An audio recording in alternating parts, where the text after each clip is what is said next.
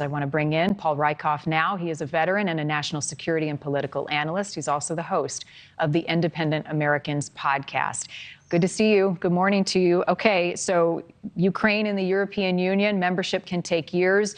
Do you think it speeds up now that we see Russia has invaded and we're approaching the 1-year mark? I hope so, Marni. I mean, Zelensky's been kind of on a world tour since the end of last year that started in the U.S. with our Congress and has gone to the U.K. and Europe. And what he's really trying to do is align the West even more deeply and even more broadly against Putin. The next couple of months, the next 6 months, I think especially, are going to be absolutely critical. They're preparing for a Russian offensive. And Zelensky's got to get every gun and every ally lined up that he can. He's had momentum at times, but that momentum is definitely in jeopardy now. And the Russians are feeling the pain. Economically, they're really in dire straits now. They've gotten over 200,000 Russian casualties and over 1,000 Russian tanks. So this is a time for Zelensky and the Ukrainians to push the momentum and get everybody behind them that they can. Right. Their momentum has diminished, yet we are now hearing, Paul, reports that better trained and equipped Russian soldiers are joining the ranks, trying to break through in Crimea. That's a key city, one of Putin's objectives. How concerning is this?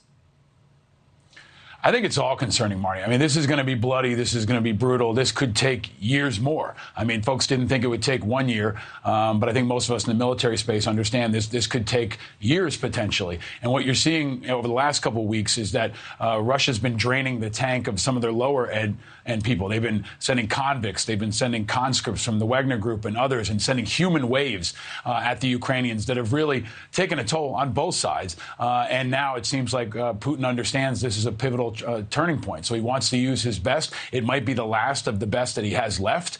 And I think this next 3 months is absolutely essential. And with American tanks on the way, American Patriot missiles on the way, and American HIMARS already in the fight, it's going to be perilous. And the request now is for F-16s, for long-range missiles. Are we running out of time to get those to Ukraine ahead of a Russian offensive?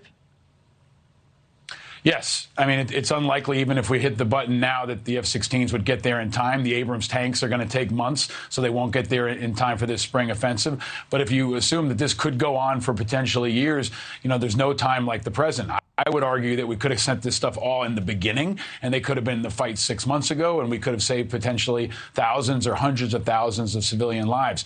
But the longer it takes, the more civilians die, the more carnage there is.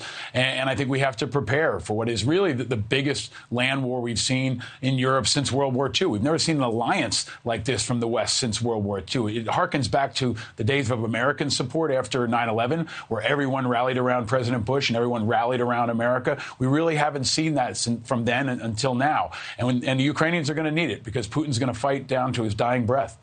U.S. support for Ukraine is critical. The president addressed it in his State of the Union this week. How did you receive the president's message as we approach a year? Frankly, I think it took too long to get to national security. I think national security is always most important. I would have liked to have seen him focus more on China, focus more on the American military. And he did have a good focus on American veterans, which I think was important. He talked about homelessness. He talked about veteran suicides, which are very, very important issues to the American military and to the veterans community. But I don't think you can ever talk enough about national security. He did show a strong support and send a strong message to Ukraine, but I don't think he really prepared the American people for what could be a much longer and much bloodier fight. Sometimes politicians give the impression that war is going to be quick and easy, and we know from our experience in Iraq and Afghanistan and Vietnam and so many other places that it rarely is.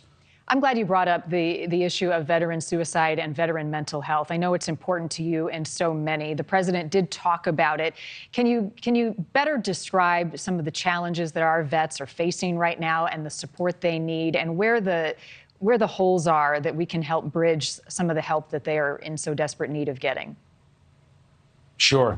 I led Iraq and Afghanistan Veterans of America for over 15 years. I still serve on the board, and I spent most of my life working with the veterans community. And there's no higher priority right now than mental health. We're losing roughly 17 veterans a day to suicide. That's more than we lose to al-Qaeda or ISIS or any other enemy. So we're losing our brothers and sisters of all generations to suicide, and it's an immediate threat. It's hopefully something that we can galvanize this new Congress around. They might not get anything done, but I hope we can see bipartisan support for for veterans issues, and suicide and homelessness would be a good place to start. President Biden understands it because his own son, Beau, had served in the military after 9/11. He suffered from burn pits. He suffered from mental health stress. So he's in a unique position to, I think, frame this argument and hopefully work with Kevin McCarthy to get something done.